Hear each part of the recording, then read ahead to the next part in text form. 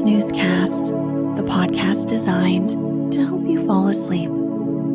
Find us on snoozecast.com and follow us on Instagram at snoozecast to find behind-the-scenes content. If you enjoy our show and haven't done so already, please write a review on the Apple Podcasts app. Your review helps new listeners find us, and reading it will surely make us smile. This episode is brought to you by The Wood Fairies. Tonight, we'll read the next part to The Secret Garden, a novel by Frances Hodgson Burnett, published in 1911. If you'd like to listen to this story's episodes easily in order, go to snoozecast.com/series.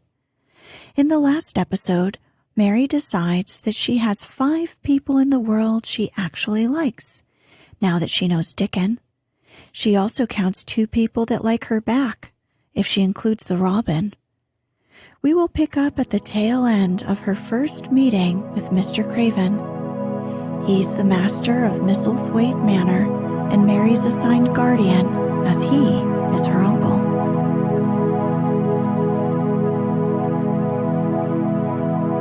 Let's get cozy. Close your eyes.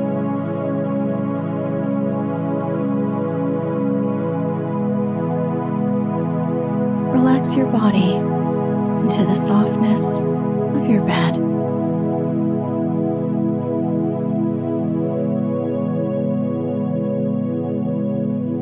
Now, take a few deep breaths. Is there anything you want? As if a sudden thought had struck Mr. Craven. Do you want toys, books, dolls? Might I, quavered Mary, might I have a bit of earth? Mr. Craven looked quite startled. A bit of earth, he said to himself, and Mary thought that somehow she must have reminded him of something. When he stopped and spoke to her, his dark eyes looked almost soft and kind. You can have as much earth as you want, he said, when you see a bit of earth you want, with something like a smile. Take it, child, and make it come alive. There, you must go now. I'm tired. He touched the bell to call Mrs. Medlock. Goodbye. I shall be away all summer. Mrs. Medlock came so quickly that Mary thought she must have been waiting in the corridor.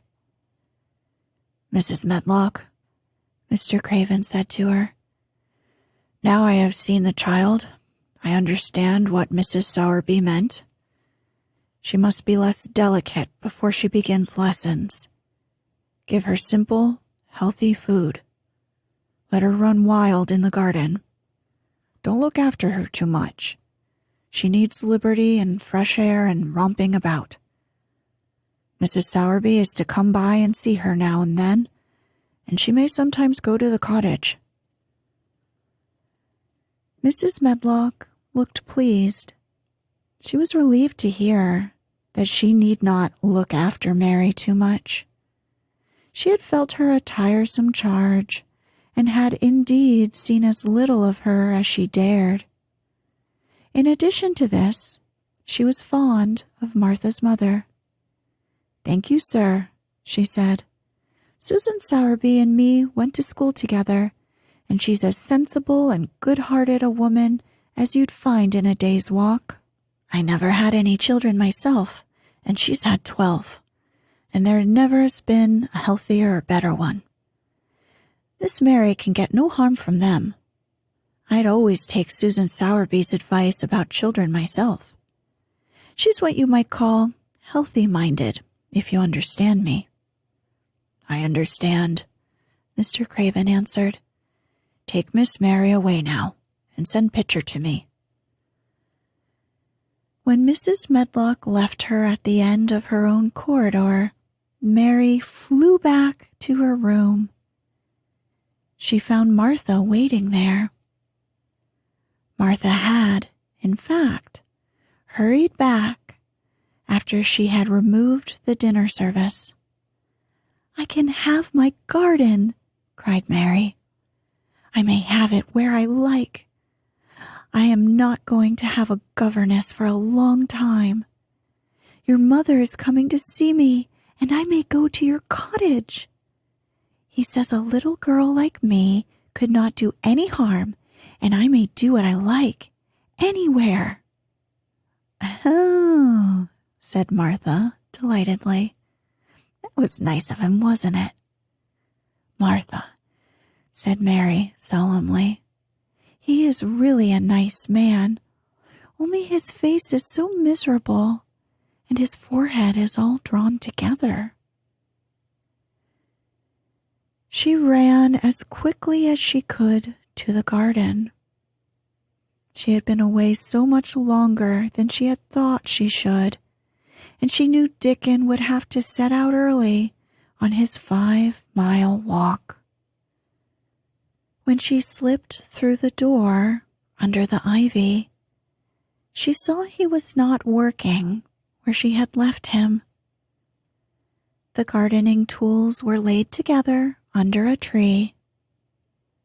She ran to them, looking all round the place, but there was no Dickon to be seen.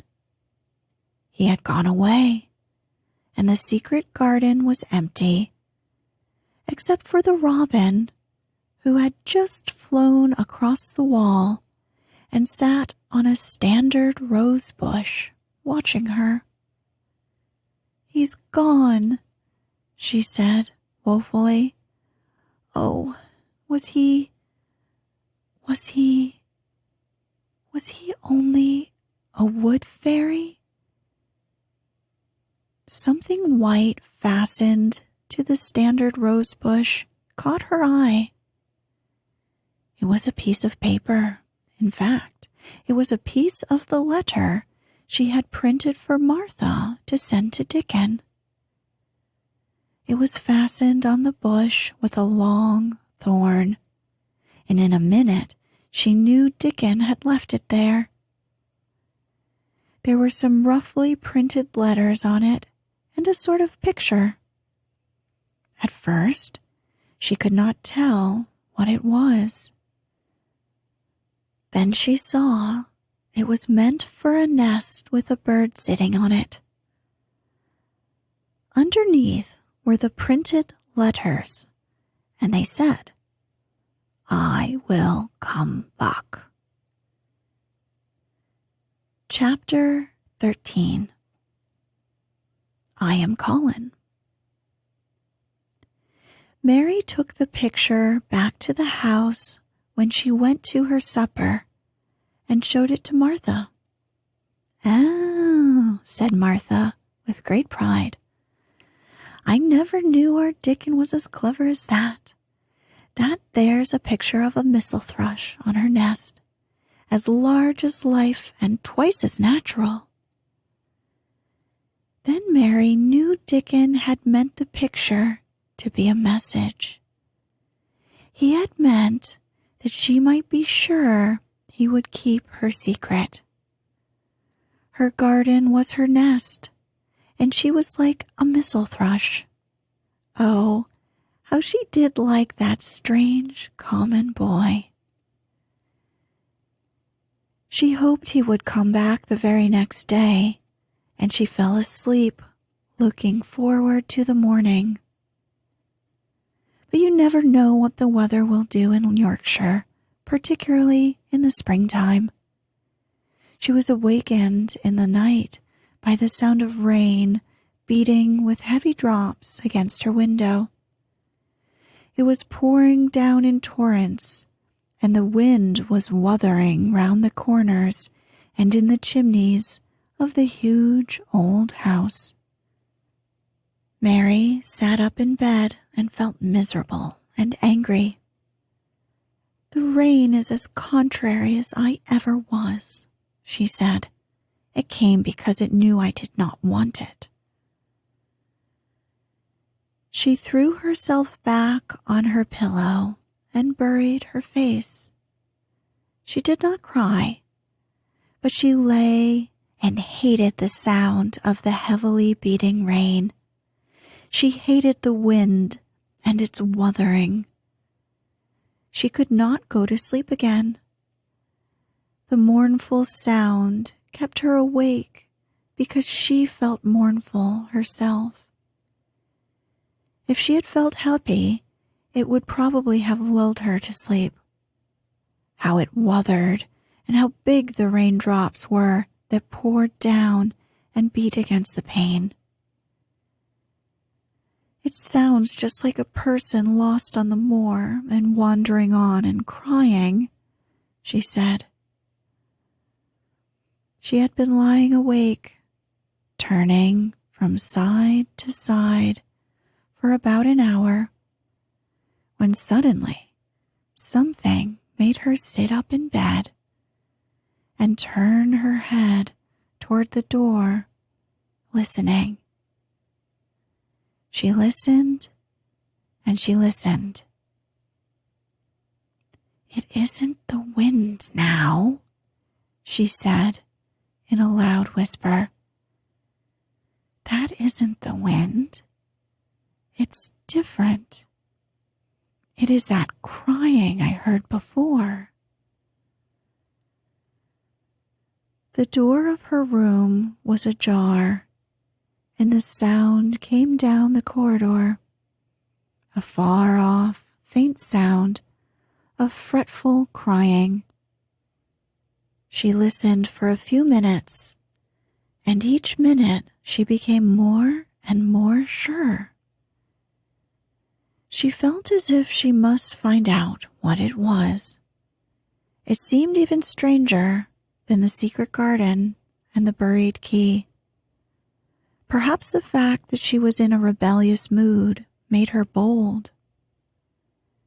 She put her foot out of bed and stood on the floor.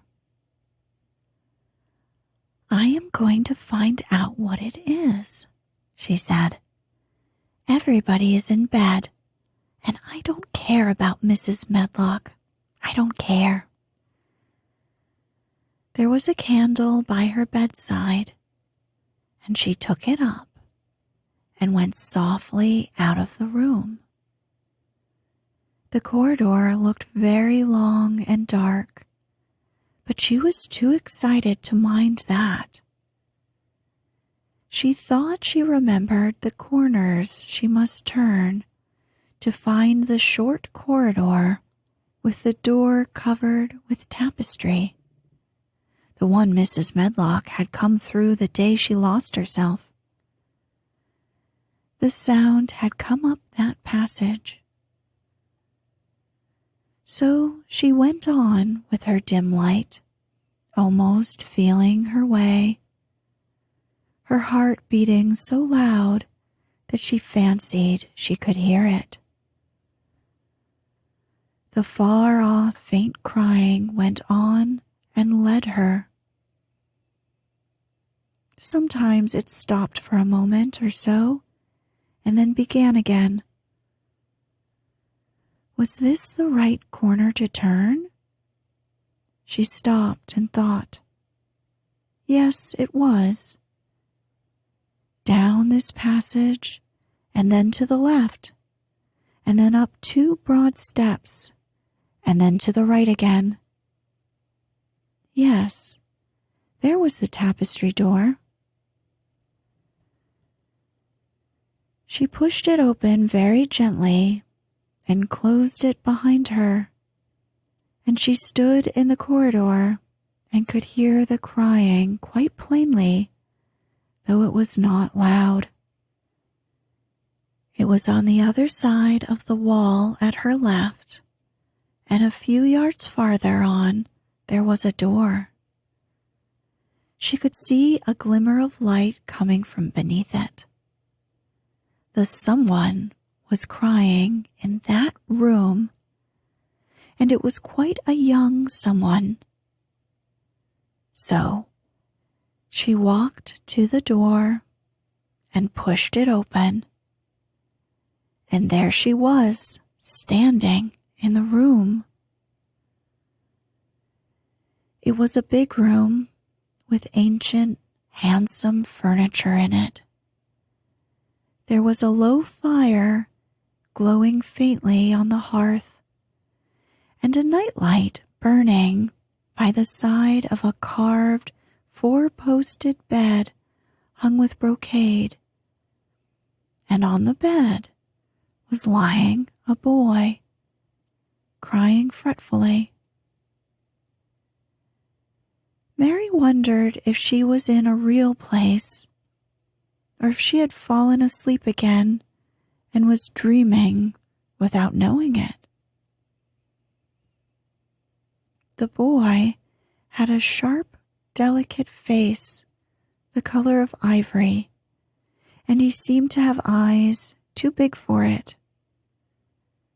He had also a lot of hair, which tumbled over his forehead in heavy locks, and made his thin face seem smaller.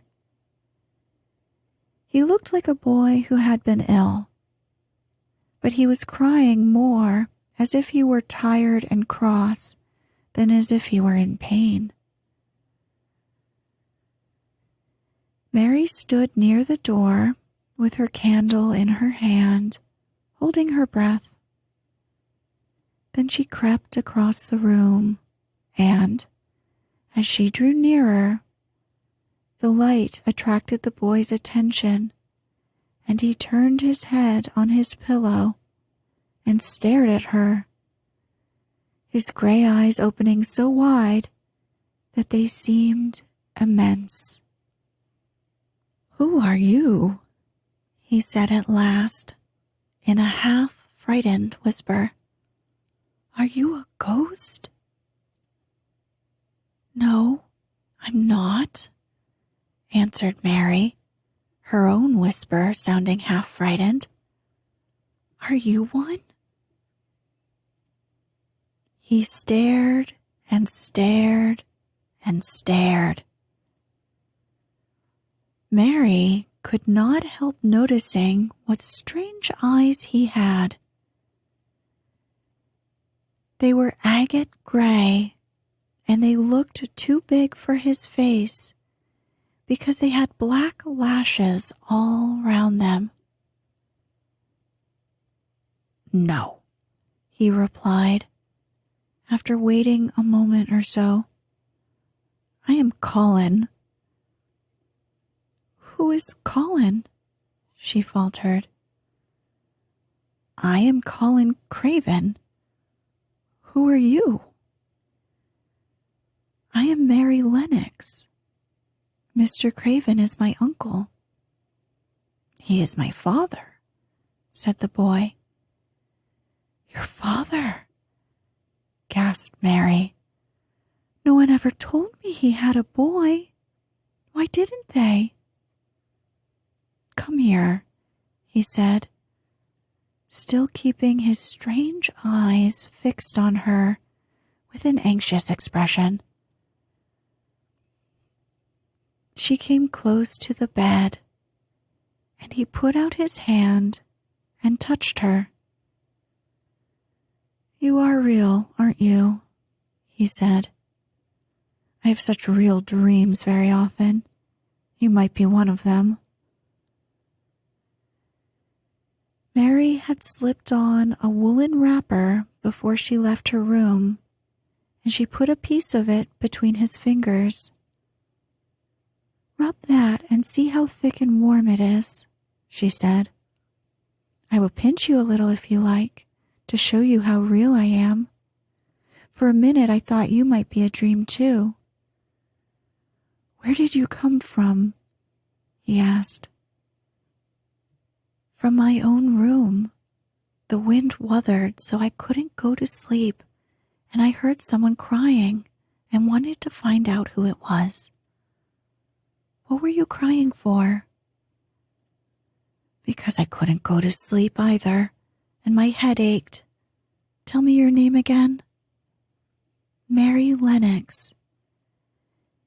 Did no one ever tell you I had come to live here?" He was still fingering the fold of her wrapper, but he began to look a little more as if he believed in her reality. "No," he answered. "They daren't." "Why?" asked Mary. "Because I should have been afraid you would see me. I won't let people see me or talk me over." "Why?" Mary asked again, feeling more mystified every moment. "Because I am like this always, ill and having to lie down. My father won't let people talk me over either. The servants are not allowed to speak about me. If I live, I may be a hunchback, but I shan't live. My father hates to think I may be like him." "Oh, what a strange house this is," Mary said. "What a strange house. Everything is a kind of secret. Rooms are locked up, and gardens are locked up. And you, have you been locked up?" "No. I stay in this room because I don't want to be moved out of it. It tires me too much." "Does your father come and see you?" Mary ventured. "Sometimes. Generally when I am asleep. He doesn't want to see me." "Why?" Mary could not help asking again. A sort of angry shadow passed over the boy's face. "My mother died when I was born, and it makes him wretched to look at me. He thinks I don't know, but I've heard people talking. He almost hates me. He hates the garden because she died," said Mary, half speaking to herself. "What garden?" the boy asked. "Oh, just a garden she used to like," Mary stammered. "Have you been here always?" "Nearly always. Sometimes I have taken places by the seaside, but I won't stay because people stare at me. I used to wear an iron thing to keep my back straight, but a grand doctor came from London to see me and said it was stupid. He told them to take it off and keep me out in the fresh air. I hate fresh air, and I don't want to go out." "I didn't when I first came here," said Mary. "Why do you keep looking at me like that?" "Because of the dreams that are so real," he answered, rather fretfully. "Sometimes when I open my eyes, I don't believe I'm awake." "We're both awake," said Mary. She glanced round the room with its high ceiling and shadowy corners and dim firelight.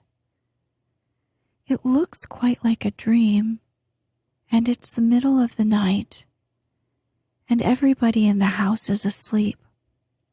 Everybody but us. We are wide awake." "I don't want it to be a dream," the boy said restlessly.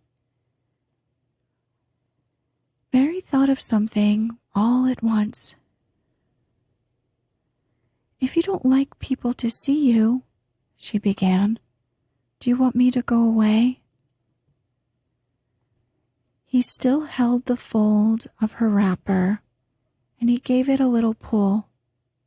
"No," he said. "I should be sure you were a dream if you went. If you're real, sit down on that big footstool and talk. I want to hear about you." Mary put down her candle on the table near the bed and sat down on the cushioned stool. She did not want to go away at all.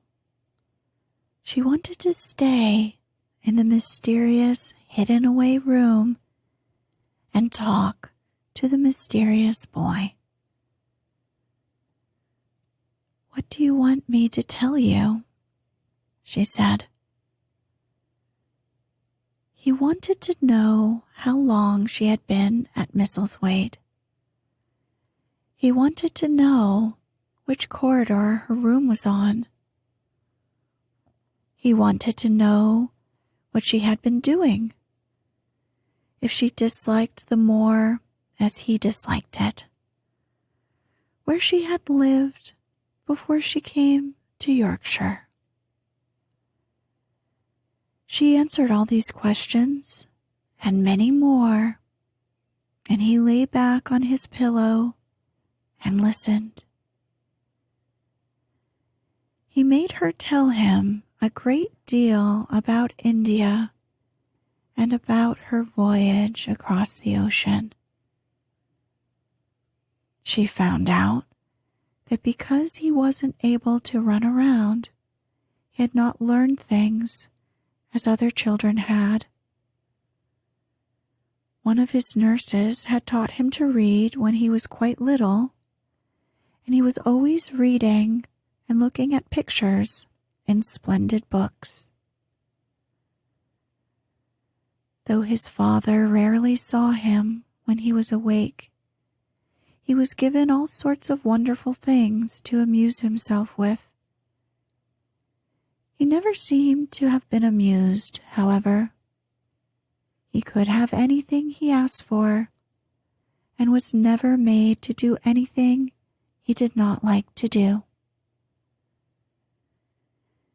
"Everyone is obliged to do what pleases me," he said, indifferently. "It makes me ill to be angry. No one believes I shall live to grow up." He said it as if he was so accustomed to the idea that it had ceased to matter to him at all. He seemed to like the sound of Mary's voice.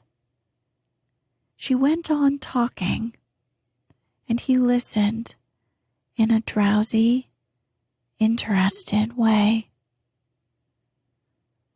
Once or twice she wondered if he were not gradually falling into a doze.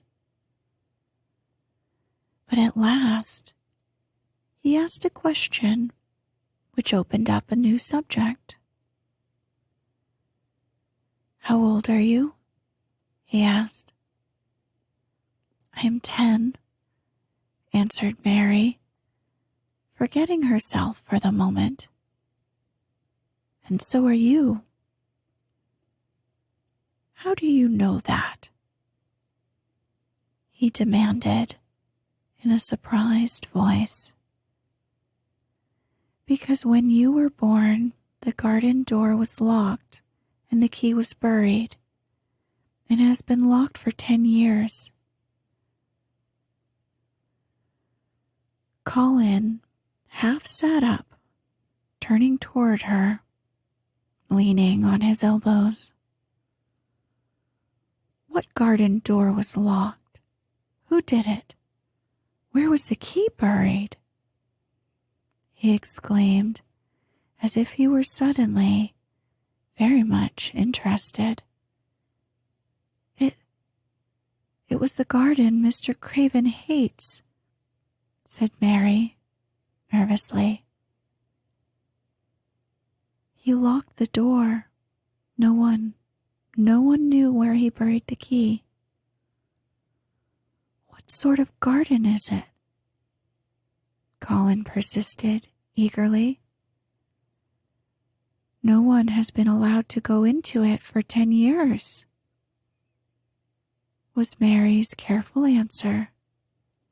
But he was too much like herself, and it was too late to be careful. He, too, had had nothing to think about, and the idea of a hidden garden attracted him as it had attracted her. He asked question after question. Where was it? Had she never looked for the door? Had she never asked the gardeners? They won't talk about it, said Mary. I think they have been told not to answer questions.